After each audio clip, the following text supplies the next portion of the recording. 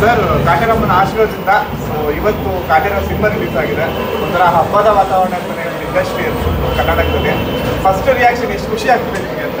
Second third ಗೆಲುವು, ಮೂರನೇ ಗೆಲುವು ಭಾಳನೇ ಖುಷಿ ಆಗ್ತದೆ. ಯಾಕೆಂತಂದರೆ ಒಂದು ವರ್ಷದ ಒಂದು ಶ್ರಮ, ಇಡೀ ಒಂದು ತಂಡದ ಒಂದು ಶ್ರಮ, ಆಮೇಲೆ ಒಂದೇನೋ ಹೊಸ ಪ್ರಯತ್ನಕ್ಕೆ ಸಿಕ್ಕಂಥ ಒಂದು ಗೆಲುವು ಇದು. ಸೊ ಭಾಳನೇ ಒಂದು ಎಕ್ಸೈಟ್ಮೆಂಟ್ ನಮಗೂ ಇತ್ತು. ಸಿನಿಮಾ ರಿಲೀಸ್ ಆಗೋದಾಗ ಜನ ಇಷ್ಟಪಡ್ತಾರೆ ಅನ್ನೋ ನಂಬಿಕೆ ನಮ್ಗೆ ಖಂಡಿತವಾಗ್ಲೂ ಇತ್ತು. ಅದನ್ನು ಹಿಂಗೆ ಅಪ್ಕೋತಾರೆ, ಅದನ್ನು ನೆಕ್ಸ್ಟ್ ಲೆವೆಲ್ ತೊಗೊಂಡೋಗ್ತಾರೆ ಅಂತ ನಮ್ಗೆ ಇವಾಗ ನೋಡಿದ್ಮೇಲೆ ಭಾಳ ಖುಷಿ ಆಗ್ತದೆ.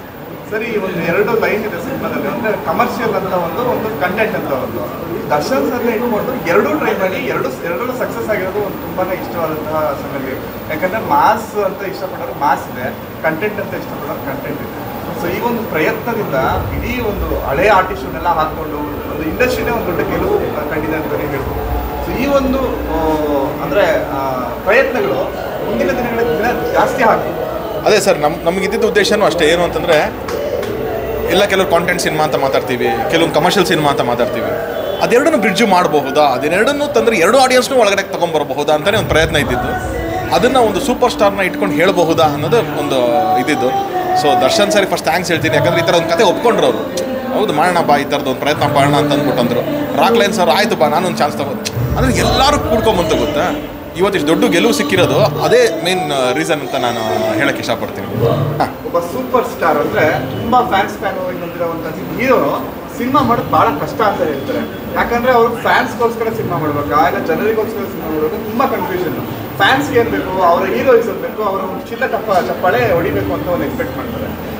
ಸಾಮಾನ್ಯ ಜನ ಕಂಟೆಂಟ್ ಬೇಕು ಅಂತ ಎಕ್ಸ್ಪೆಕ್ಟ್ ಮಾಡ್ತಾರೆ. ಸೊ ಎಷ್ಟು ಕಷ್ಟ ಆಯಿತು ನಿಮಗೆ ದರ್ಶನ್ ಸರ್ ಜೊತೆ ಈ ಥರ ಒಂದು ಕಂಟೆಂಟ್ ಒಪ್ಸೋಕ್ಕಾಗಲಿ, ಆ ಲೈನ್ ಆಗಲಿ? ಅದೇ ನಮಗೊಂದು ಒಂದು ಈ ಥರದೊಂದು ಕಾಂಟೆಂಟ್ ಸಿಗ್ದಾಗಲೇ ನಮ್ಗೆ ಅದ್ರ ಬಗ್ಗೆ ಕಾನ್ಫಿಡೆನ್ಸ್ ಬಂತು ನಮಗೆ. ಜಡೇಶ್ ಅವರು ನಾವು ಕುತ್ಕೊಂಡಿದ್ದು ಒಂದು ಕತೆ ಮಾಡ್ದಾಗಲೇ ಅವ್ರು ಕರೆಕ್ಟಾಗಿ, ಅಂದರೆ ಪ್ರತಿ ಸತಿ ಈ ಥರದೊಂದು ಕತೆ ಮಾಡೋಕ್ಕಾಗಲ್ಲ. ಇದೊಂದು ಅವಕಾಶ ಸಿಕ್ಕಿದೆ, ಈ ಥರದೊಂದು ಘಟನೆಗಳು ಸಿಕ್ಕಿದೆ ನಮಗೆ. ಆಯಿತು, ಇದನ್ನು ಕಮರ್ಷಿಯಲ್ಲು ಆ್ಯಂಡ್ ಕಾಂಟೆಂಟ್ ಬ್ಲೆಂಡ್ ಮಾಡ್ತಾರೆ ಅವಕಾಶ ಇದೆ.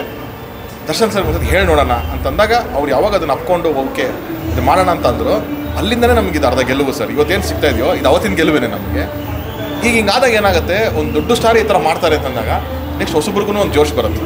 ಇದು ಅದರ್ ಲ್ಯಾಂಗ್ವೇಜಸಲ್ಲಿ ಬೇರೆ ಕಡೆ ಎಲ್ಲ ಜಾನರ್ ನೋಡ್ತಾ ಇರ್ತೀವಿ, ಈ ಥರದೊಂದು ಜಾನರ್ ಮಾಡ್ತಾ ಇದ್ದಾರೆ ಅಂತ. ಸೊ ನಮ್ಮಲ್ಲೂ ಈ ಥರದೊಂದು ಜಾನರ್ ಓಪನ್ ಆಗುತ್ತೆ. ನಮ್ಮಲ್ಲೂ ಕೂಡ ಈ ಥರದೊಂದು ಹೊಸ ಕಥೆಗಳು ಬರುತ್ತೆ. ನಮ್ಮ ಮಣ್ಣಿನ ಕಥೆಗಳನ್ನ ಹುಡುಕಕ್ಕೆ ಶುರು ಮಾಡ್ತೀವಿ, ಅಲ್ಲಿಂದ ಪಿಕ್ ಮಾಡೋಕ್ಕೆ ಶುರು ಮಾಡ್ತೀವಿ. ಸೊ ಆ ನಿಟ್ಟಿನಲ್ಲಿ ನೋಡಿದ್ರೆ I think this will be ಒಂದು ಒಳ್ಳೆ ಬೆಳವಣಿಗೆ ಆಗುತ್ತೆ. ಇಷ್ಟು ಚೆನ್ನಾಗಿರೋ ಸಿನಿಮಾ, ಇಷ್ಟು ಚೆನ್ನಾಗಿರೋ ಸೌಂಡ್ ಮಧ್ಯೆ ಒಂದು ನಿನ್ನೆಯಿಂದ ಒಂದು ಸ್ವಲ್ಪ ಪ್ರಾಬ್ಲಮ್ ಎದುರಾಗಿದೆ ತಂಡಕ್ಕೆ ಅಂತಲೇ ಹೇಳ್ಬೋದು, ನಿಮಗೂ ಅಂತ ಹೇಳ್ಬೋದು. ಸೌಂಡ್ ಬಗ್ಗೆ ನಿನ್ನೆ ಸಹ ಸಿದ್ದೇಶ್ವರ ಥಿಯೇಟರ್ ಫಸ್ಟ್ 12ವರೆಗೆ ಸೌಂಡ್ ಸಿಕ್ಕಾಪಟ್ಟೆ ಕಮ್ಮಿ ಇತ್ತು ಅಂತ ತುಂಬ ಕಂಪ್ಲೇಂಟ್ ಬಂದಿದೆ. ಅಂದರೆ ಸೌಂಡ್ ನಮ್ಗೆ ಇನ್ನೂ ಬೇಕಿತ್ತು, ಯಾಕೆ ಅಷ್ಟೊಂದು ಕಮ್ಮಿ ಇತ್ತು, ಇಲ್ಲ ಸಿನಿಮಾದೇ ಅಷ್ಟು ಕಮ್ಮಿ ಇದೆ ಅಂತ ಹೇಳಿ ಅದೊಂದು ಕ್ಲಾರಿಫಿಕೇಶನ್. ಅದೇನು ಅಂತಂದರೆ ನಿಮಗೆ ಯೂಶಲ್ ಆಗಿ ಇದೆಲ್ಲ ಥಿಯೇಟರ್ಸ್ 700 ಸೀಟರ್ಸ್ ಸರಿನಾ. ಥಿಯೇಟ್ರ್ ಮಾಡಿರೋದನ್ನ ಯೂಶಲ್ ಆಗಿ ಎಲ್ಲರೂ ಕುತ್ಕೊಂಡು ಸೈಲೆಂಟಾಗಿ ಸಿನಿಮಾ ನೋಡಿದಾಗ ನಿಮಗೆ ಸೌಂಡ್ ಕೇಳಿಸ್ಬೇಕು ಅಂತ ಅಂದ್ಬಿಟ್ಟು ಅಂತ.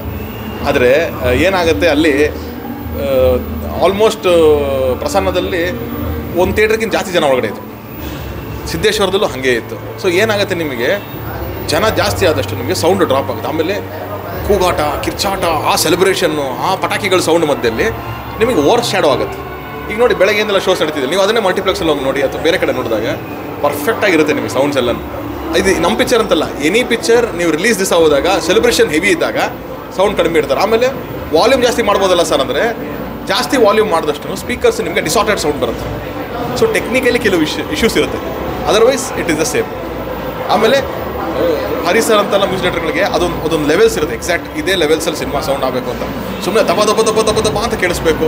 ಕೆಲವು ಟೈಮ್ ಏನಾಗುತ್ತೆ, ನಿಮ್ಗೆ ಹೆಡ್ಡೇಕ್ ಬರೋಕ್ಕೆ ಶುರು ಆಗುತ್ತೆ, ಅದು ಎಫೆಕ್ಟ್ಸ್ ಆಗ್ತಾ ಬರುತ್ತೆ. ಸೊ ಹಾಗೆಲ್ಲ ಆಗಬಾರ್ದು, ಏನಿದೆ ಕರೆಕ್ಟ್ ಲೆವೆಲ್ಸಲ್ಲೇ ಇರಬೇಕು ಅಂತ. ಸೊ ಇವಾಗ ನೋಡಿ, ನೀವು ಅಲ್ಲ ಅಷ್ಟು ಸೌಂಡು, ಇಲ್ಲಿ ಸೌಂಡು, ಇದು ಮಧ್ಯದಲ್ಲಿ ಅದು ಮರ್ಜ್ ಆಗಿರುತ್ತೆ ಅಷ್ಟೇ. ಅದು ನಿಮ್ಗೆ ಓನ್ಲಿ ಫ್ಯಾನ್ ಶೋಸ್ ಅಷ್ಟೇ, ಅದು ಬಿಟ್ಟರೆ ಬೇರೆ ಕಡೆ ಎಲ್ಲ ಕರೆಕ್ಟ್ ಆಗಿರುತ್ತೆ. ನೆಕ್ಸ್ಟ್ ಶೋ ಇಂದ ಸರಿ ಹೋಗುತ್ತೆ. ಹೌದು, ಇಲ್ಲಿ ಇವಾಗ ನೋಡಿ, ಇವಾಗ ನೋಡ್ತಿರಲ್ಲ ನಾನು, ಇಲ್ಲಿವರೆಗೆ ಕೇಳಿಸ್ತದೆ ನಿಮ್ಗೆ ಸೌಂಡು ಅಲ್ವಾ, ಹಂಗೆ ಹೇಳ್ತಾರೆ ಅಷ್ಟೇ.